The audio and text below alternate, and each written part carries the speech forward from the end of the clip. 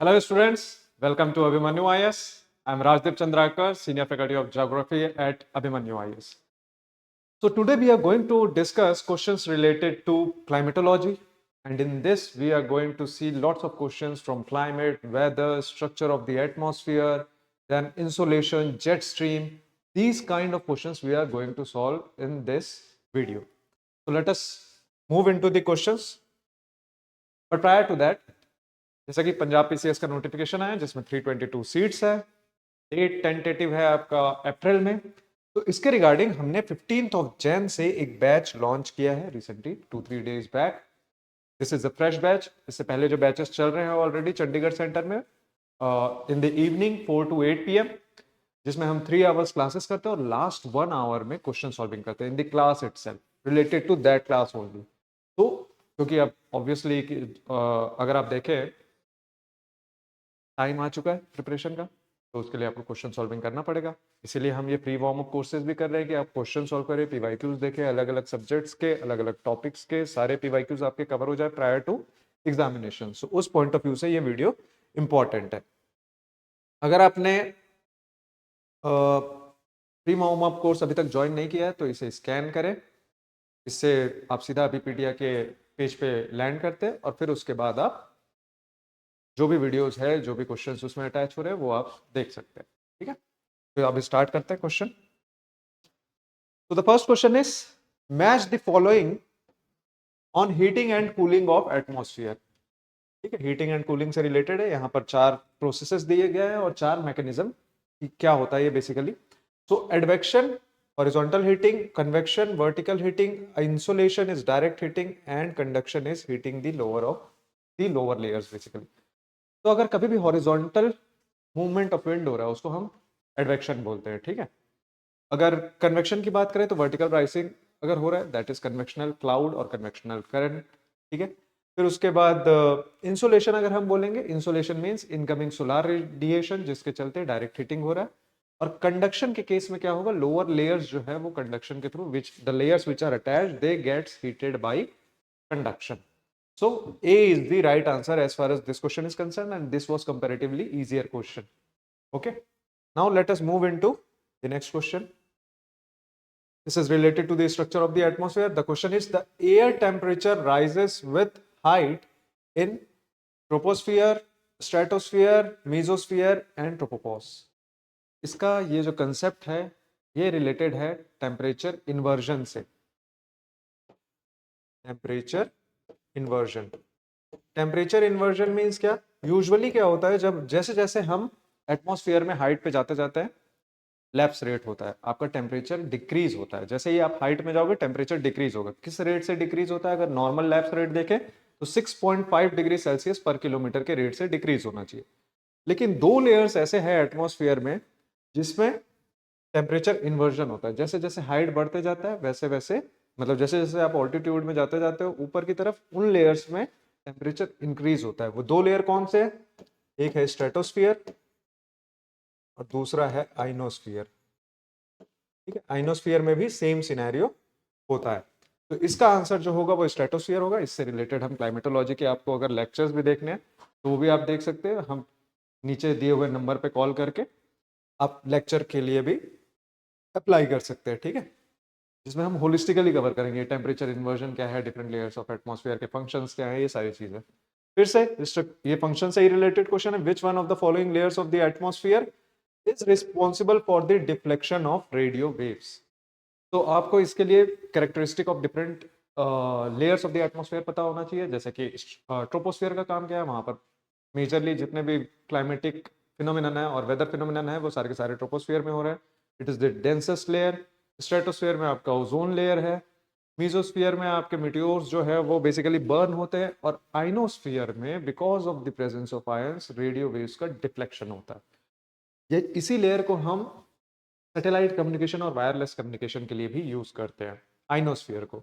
तो इसका आंसर जो होगा वो होगा ionosphere, because of the presence of ions this happen. ठीक है, then next, which one of the following reflects more sunlight as compared to the 3? ये कौन सा कंसेप्ट है, ये जो कंसेप्ट है ये है albedo. Albedo means reflectivity of the layer.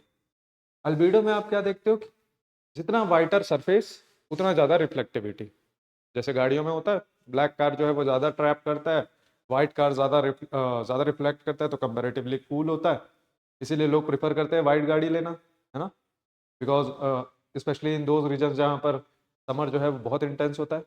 तो इस कंसेप्ट से आप इस क्वेश्चन को सॉल्व कर सकते हो कि जो वाइटर इसमें से होगा उसका ज़्यादा एल्बिडो होगा, ज़्यादा रिफ्लेक्टिविटी होगा। तो land covered with fresh snow is comparatively white, hence the answer will be C। ठीक है, this was also comparatively easy question। Then consider the following statements। ये थोड़ा सा स्टेटमेंट बेस्ड अब क्वेश्चन आ रहा है। The annual range of temperature is greater in the Pacific Ocean than the Atlantic Ocean। Range of temperature की बात है, temperature की बात नहीं है, range of temperature. Range of temperature क्या होगा, the coolest point and the hottest point, ये दोनों के बीच में जो डिफरेंस होगा that will be called as range of temperature. ठीक है, तो it is greater in Pacific Ocean, ऐसा बोल रहा है ये statement. The annual range of temperature is greater in northern hemisphere than the southern hemisphere. अब इसमें से कौन सा स्टेटमेंट सही है, तो इसके लिए सबसे पहले आपको स्पेसिफिक हीट ऑफ वाटर देखना होगा। ठीक है, स्पेसिफिक हीट ऑफ वाटर जो होता है वो 4.8 होता है, 4.8 के अराउंड होता है। तो अगर आप देखते हैं कि पैसिफिक ओशन जो है उसका एरिया ज़्यादा है तो वो कंपैरेटिवली लेस कूल होगा, वेयर एस अगर आप अटलांटिक ओशन देखते हैं तो उसका एरिया कम है तो उसमें रेंज जो है वो ज़्यादा होगा। ठीक है, तो इसीलिए फर्स्ट स्टेटमेंट जो है वो आपका गलत हो जाता है। अब सेकंड स्टेटमेंट जब देखते हैं तब हमको लैंड मास डिफरेंशियल, लैंड सी डिफरेंशियल देखना पड़ेगा कि कितना लैंड मास है। तो हमको ये पता है कि नदर्न हेमिस्फीयर में ज़्यादा लैंड मास है और सदर्न हेमिस्फीयर में कम लैंड मास है। अब यहाँ ज्यादा लैंड मास है अगर नदर्न हेमिस्फीयर में, तो इसका मतलब क्या होगा, लैंड सी डिफरेंशियल होगा। क्यों, फिर से specific heat of water is 4.8 वेयरस specific heat of land is around 0.8 to 1। ठीक है, तो लैंड जो है वो जल्दी कूल भी होगा, जल्दी हीट भी होगा, वहीं वाटर बॉडी जो है वो लेट से हीट अप होगा और लेट से कूल डाउन होगा। ठीक है, ये है स्पेसिफिक हीट का बेसिकली फंक्शन।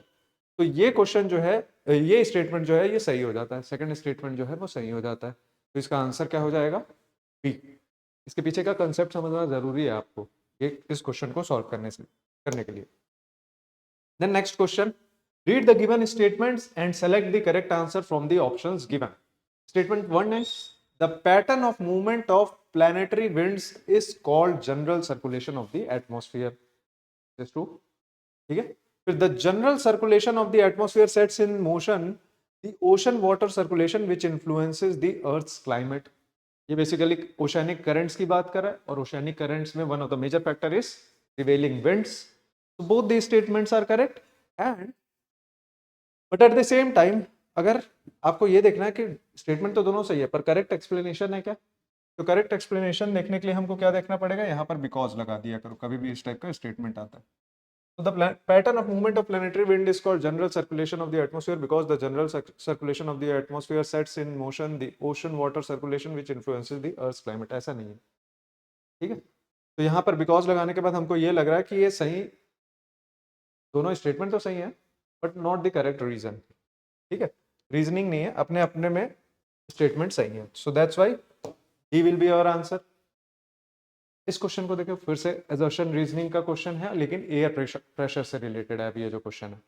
तो अगर आप ये क्वेश्चन देखते हो, the boiling point of water decreases as the altitude increases and the second is the atmospheric pressure increases with altitude. अब आपको एक सिंपल कंसेप्ट पता है कि डेंसिटी डिफरेंशिएशन का कंसेप्ट, जिसमें पहले वीडियो पॉज करके ना इसका आंसर कर लेना। ठीक है, बहुत सिंपल क्वेश्चन है। डेंसिटी डिफरेंशिएशन में क्या होता है, जो लोअर लेयर्स होते हैं वो डेंस होते हैं, अपर लेयर जैसे जैसे आप हाइट पे जाते जाते हाइट इंक्रीज होते जाता है, जैसे जैसे वैसे वैसे डेंसिटी डिक्रीज होते जाता है। तो अगर डेंसिटी डिक्रीज हो रहा है इसका मतलब प्रेशर पे क्या इफेक्ट पड़ेगा, प्रेशर डिक्रीज होगा। As we move into the height pressure will decrease and as pressure decreases boiling point also decreases। So first statement is correct because it takes less time or less amount of energy to heat the water। ठीक है, so first statement is correct और second statement is incorrect, reason is incorrect। So A is true, B is false, R is false, hence B is the right answer, ठीक है, assertion is true, reasoning is false. Next question देखते हैं, ये pressure belt से related है. Winter rainfall received by the Mediterranean reason is the result of. एकदम से hit नहीं करना, अगर पता भी है तो सारे ऑप्शंस पढ़ना जरूरी है, क्योंकि अभी अगर इस क्वेश्चन को आप देखते हो, ये यूपी पीसीएस का और एमपीएससी का ये क्वेश्चन है, ठीक है. हम लोग क्या कर रहे हैं, हम लोग अलग अलग पीसीएस के भी क्वेश्चन ले रहे हैं along with Punjab PCS, and we are also taking questions from the UPSC. तो उस पॉइंट ऑफ व्यू से अगर इस क्वेश्चन को देखोगे तो यहाँ पर ऑप्शन में खेला गया है बेसिकली कि a shifting of pressure belts and B low pressure belt occurs over the Mediterranean region during the winter season due to shifting of pressure belts. दोनों में आ रहा है शिफ्टिंग ऑफ प्रेशर बेल्ट. अब इसमें कौन, which option is more correct, ठीक है. सी भी देख लो, winds blow from the Mediterranean Sea towards land. D, orographic rain developed on the windward slope of the Alps. इसका करेक्ट आंसर अगर हम बोले विंटर रेनफॉल की बात करें तो इसमें the answer, correct answer is low pressure belt occurs over the Mediterranean region during the winter season due to shifting of pressure belts. तो शिफ्टिंग ऑफ प्रेशर बेल्ट होगा, उसके चलते यहाँ पर विंटर रेनफॉल हो जाता है, लो प्रेशर एरिया क्रिएट होता है. तो ठीक है, तो इसीलिए इसका आंसर बी होगा. आपको एक चीज जब इसको फिर से लिंक करोगे जब स्टैटिक टॉपिक से, तो लो प्रेशर एरिया जो होता है that is associated with atmospheric instability. मतलब कि जो स्टॉर्मी वेदर बोल लो आप या हैवी रेनफॉल वेदर बोल लो, ये सारे के सारे लो प्रेशर बेल्ट और लो प्रेशर एरिया से रिलेटेड है. वहीं अगर हाई प्रेशर एरिया देखोगे तो वहां पर कामनेस होगा, वो रीजन काम होगा, वहां पर कंपैरेटिवली एटमॉस्फेरिक स्टेबिलिटी होगा. ठीक है, देन नेक्स्ट ये जेट स्ट्रीम से related question. The jet streams are the strong course of upper level westerly winds. ये सारे की टर्म्स को देखते जाना है. Upper level westerly winds which follows a meandering path. Then statement 2 is the term jet stream was first applied to high velocity upper level winds during World War II. ठीक है, again इसका अगर answer पता है comment box में लिखिए कि क्या होगा इसका answer. Both these statements are correct, but second statement is not the correct explanation of first statement. तो वो हमारा कहां पर आ रहा है,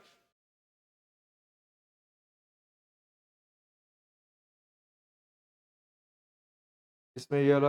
both statement 1 and 2 are correct. ये यही पूछ रहा है बेसिकली, assertion रीजन नहीं है कौन सा करेक्ट है. So both are correct. तो हम इसमें ए करेक्ट आंसर मार्क करेंगे. assertion रीजनिंग नहीं है, स्टेटमेंट बेस्ड क्वेश्चन है, सिंपल क्वेश्चन है. ठीक है, तो both the statements are correct. Then the last question of the day, Indian climate से रिलेटेड क्वेश्चन. थोड़ा सा लोकल विंड्स भी देख लेते हैं इंडियन क्लाइमेट का. ठीक है, तो match list 1 with list 2. List 1 में आपके सारे लोकल विंड्स है, लिस्ट 2 में एरिया है. मैच करिए, बताइए क्या होगा इसका आंसर. इसका आंसर जो होगा वो आपको देखना है कि लू जो है राजस्थान में है, काल बैसाखी जो है वेस्ट बंगाल में है, मैंगो शावर केरला में है, और विंटर रेनफॉल तमिलनाडु में है बिकॉज ऑफ रिट्रीटिंग मानसून. तो answer will be 4 1 2 3, that is a. ठीक है, तो ये सारे क्वेश्चंस जो है काफी अलग अलग एरिया हमने कवर किया ताकि आपका रिवाइज हो सके, कौन सा एरिया स्ट्रॉन्ग है कौन सा एरिया वीक है, आपको उससे पता चल जाएगा. तो अभी रिसेंटली जो हमने 15 जनवरी से जो बैच लॉन्च किया है उसमें भी हम इसी फॉर्मेट में जा रहे हैं कि 3 आवर्स की हमारी क्लासेस होंगी. लास्ट 1 आवर में प्रैक्टिस होगा क्वेश्चन. 30 40 50 क्वेश्चंस तक हमने प्रैक्टिस किया है लास्ट 1 आवर में. ठीक है, स्टूडेंट सॉल्व करते हैं क्लास में ही बैठ के, और उसके बाद उससे रिलेटेड एक्सप्लेनेशन होता है. So that is a very important exercise as far as the PCS is concerned, the race to PCS is concerned. ठीक है, तो अगर आपको ये प्री वार्म अप कोर्स आपने अगर ज्वाइन नहीं किया है फिर से, तो इस बार कोड को स्कैन कर लेना है. ठीक है, थैंक यू.